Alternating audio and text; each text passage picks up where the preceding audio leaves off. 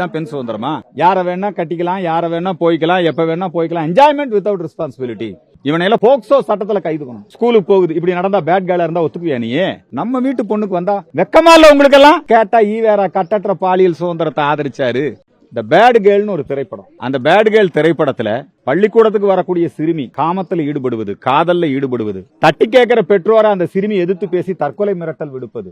ஏற்கனவே தமிழ்நாட்டுல சிறுமிகள் கர்ப்பம் அடைவது அதிகமாயிருக்கு. தமிழ்நாட்டுல எங்க பார்த்தாலும் பாலியல் சீண்டல், பாலியல் தொந்தரவு இல்லையா? அண்ணா பல்கலைக்கழகத்துல யார் அந்த சார், இப்ப யார் அந்த கார், இப்படி இருக்குது நிலைமை. இந்த நிலையில இந்த பேட் கேர்ள் திரைப்படம், இந்த வெற்றிமாறன், ரஞ்சித், அப்புறம் இன்னொருத்தர் இருக்காரு, இவங்க எல்லாம் சேர்ந்து இந்த படத்தை பாராட்டுறான், புகழ்றான். பெண்களுக்கு கட்டற்ற பாலியல் சுதந்திரம் வேணுங்கிறான். அந்த பள்ளிக்கூடத்துல படிக்கிறதுக்கு அனுப்புறோமா, குழந்தைகளை இந்த வேலைக்கு அனுப்புறோமா? இவனையெல்லாம் போக்சோ சட்டத்துல கைது பண்ணணும். பெண் சிறுமிகளை பாலியல் சீண்டலுக்கு ஆளாக்கக்கூடிய வகையிலே அவமானப்படுத்து. உங்க வீட்டு பொம்பளைகளை பத்தி, உங்க வீட்டு பொண்ணு ஸ்கூலுக்கு போகுது, இப்படி நடந்தா பேட் கேர்ளா இருந்தா ஒத்துக்குவியா நீ?